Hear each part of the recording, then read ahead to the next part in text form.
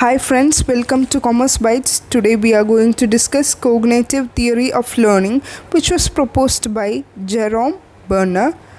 It emphasizes upon the concept that learning is a process of discovering and understanding relationship and of organizing and finding significance in the sensory experiences around by the external situation. Just ഇതൊരു brief ഞാൻ തന്നേ ഉള്ളൂ. I will give you the perfect explanation. That is ഒരു learning എന്ന് പറയുന്നത് ഒരു പ്രോസസ്സാണ്. നമ്മൾ കുറേ ഡിസ്കവർ ചെയ്തു, നമ്മൾ കുറേ മനസ്സിലാക്കി, കുറേ കാര്യത്തിൻ്റെ ഒരു റിലേഷൻഷിപ്പ് നമ്മൾ മനസ്സിലാക്കി, അത് നമ്മൾ ഓർഗനൈസിങ് ചെയ്തു, പിന്നെ കുറച്ച് ഇമ്പോർട്ടൻ്റ് ആയിട്ടുള്ള ഫൈൻഡിങ്സ് നമ്മൾ കണ്ടുപിടിച്ചു. ഇതെല്ലാം നമ്മൾ തന്നെ നമ്മളുടെ കണ്ണ്, ചെവി, അങ്ങനെ കുറേ നമുക്കുണ്ടാവുന്ന നമ്മളുടെ സെൻസസ് വെച്ചിട്ട് നമ്മൾ ഫൈൻഡ് ചെയ്ത നമുക്ക് ഉണ്ടാവുന്ന കുറച്ച് എക്സ്പീരിയൻസസ് ആണ്. Okay, around by the external situation. I hope it's clear now. These theory maintain that the individual exists in the environmental field which is constantly changing. I hope it's clear. These theory maintain that individual exists in the environmental field which is constantly changing. എപ്പോഴും change ചെയ്തുകൊണ്ടിരിക്കുന്ന ഈ ഒരു എൻവയൺമെൻറ്റിൽ individual exist ചെയ്യുന്നുണ്ട്, അതിൻ്റെ cognitive theories exist ചെയ്യുന്നുണ്ട് എന്നാണ് അവർ explain ചെയ്യുന്നത്. Okay, now the next one is I'll give the main idea of cognitive theory. Cognitive theory emphasizes the creative process and person. Process എന്ന് പറയുമ്പോൾ it emphasizes on the role of cognitive mechanism as the basis of creative thoughts and a person in consideration of individual differences in such mechanism. Cognitive theory എപ്പോഴും emphasise ചെയ്യുന്നത് രണ്ട് കാര്യത്തിലാണ്, creative പ്രോസസ്സും പേഴ്സണും. Process എന്ന് പറയുമ്പോൾ it will be about creative thoughts ആയിരിക്കാം, അങ്ങനെയുള്ള creative thinking, intuitions, imaginations, അതൊക്കെയാണ് പ്രോസസ്സിൽ വരുന്നത്. പേഴ്സൺ എന്ന് പറയുമ്പോൾ ഇൻഡിവിജ്വൽ ഡിഫറൻസ്. ഇപ്പോൾ ഞാനും എന്നെ കേട്ടുകൊണ്ടിരിക്കുന്ന എൻ്റെ സ്റ്റുഡൻസിനും ഡിഫറൻസ് ഉണ്ട്. So that's it. അപ്പോൾ കോഗ്നേറ്റീവ് തിയറിയിൽ കൂടുതൽ എംഫസൈസ് കൊടുക്കുന്നത് ക്രിയേറ്റീവ് പ്രോസസ്സിനും ആൻഡ് പേഴ്സണിനും ആണ്. Okay, I hope it's clear to you. So I will give one or two example. ഇപ്പോൾ asking students to reflect on their experiences, അവരുടെ എക്സ്പീരിയൻസസ് ഒന്ന് ചോദിക്കുന്നത്, അതൊരു കോഗ്നേറ്റീവ് ലേണിംഗ് ആണ്. കാരണം അവരുടെ ഒരു ക്രിയേറ്റീവായിട്ടുള്ള തിങ്കിങ്, അല്ലെങ്കിൽ അവരുടെ ഒരു ഇമാജിനേഷൻ, അവരുടെ ഇൻറ്റ്യൂഷൻ, ഇതൊക്കെ വെച്ചാണ് അവർ ആൻസർ ചെയ്യുന്നത്. Helping students find new solution to the problem. ഒരു പ്രോബ്ലം അവർക്ക് കൊടുക്കുക, ഇങ്ങനെ ഒരു സിറ്റുവേഷൻ വന്നാൽ നിങ്ങൾ എന്ത് ചെയ്യും, അങ്ങനെ ഒരു ക്വസ്റ്റ്യൻ ചോദിച്ചു കഴിയുമ്പോൾ ആ കുട്ടികളെ നമ്മളെ ഹെൽപ്പ് ചെയ്യുന്നത് അത് കോഗ്നേറ്റീവ് ലേണിംഗ് ആണ്. Encouraging discussion about what is being thought.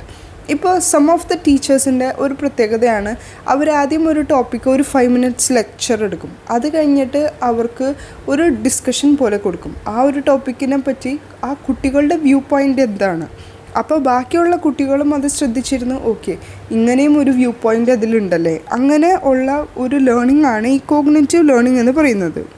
I hope it's clear to you. So helping students explore and understand how the ideas are connected. These all are cognitive learning theory which was proposed by Jerome Bernner. ഇതിൽ 3 type of representation ഉണ്ട്, that I will going to explain. The first one is an active representation, the next one is iconic representation, and the third one is symbolic representation.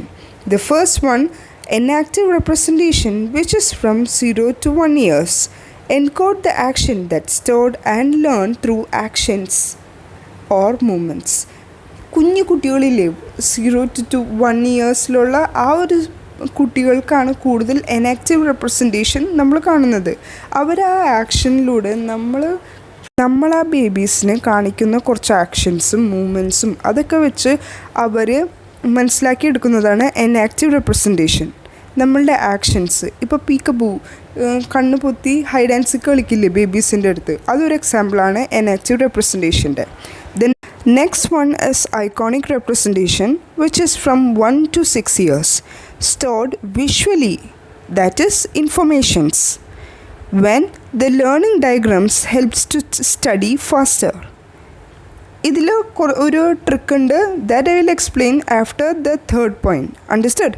The third one is symbolic representation that is classified from 7 to above.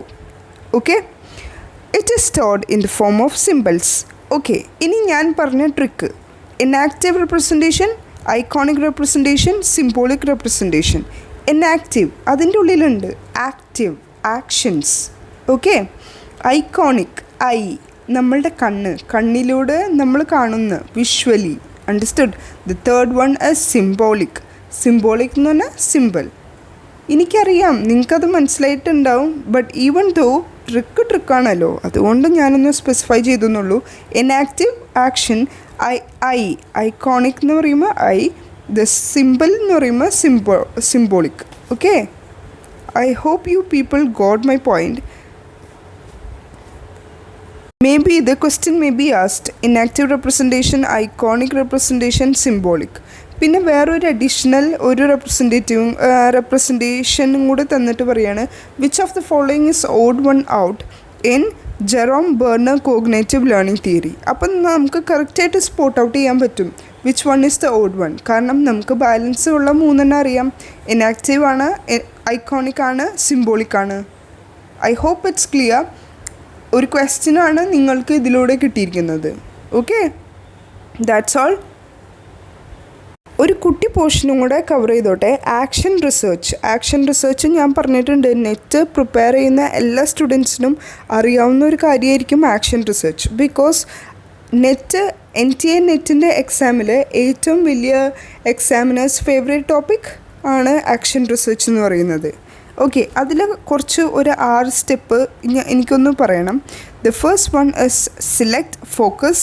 The second one is identify the research question. The next one is collect data, then analyse data, report results, take the informed action. Okay, just ഒന്നുമില്ല, ആദ്യം നമ്മളൊരു focus select ചെയ്യണം. അത് കഴിഞ്ഞ് research question identify ചെയ്യണം. എന്താണ് ഞാൻ ചെയ്യേണ്ട, എൻ്റെ ഒരു റിസർച്ച് എന്താണ്, what is the research which I should perform എന്നുള്ളത് നമ്മളൊന്ന് ഐഡൻറ്റിഫൈ ചെയ്യണം.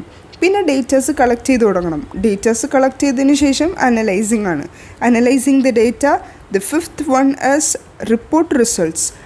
നമുക്ക് കിട്ടിയ റിസൾട്ട്സ് നമ്മൾ റിപ്പോർട്ട് ചെയ്യണം. The sixth one is taking informed action. ഈ ഒരു കുട്ടി സെഷനും കൂടെ നിങ്ങളൊന്ന് നോട്ട്ബുക്കിൽ ഈ 6 പോയിൻറ്റ്സ് ഒന്ന് നോട്ട് ഡൗൺ ചെയ്യുന്നത് വളരെ നല്ലതായിരിക്കും. Okay, that's all for now. Let's see in our next class. Till then, bye. Take care. Work hard. Okay.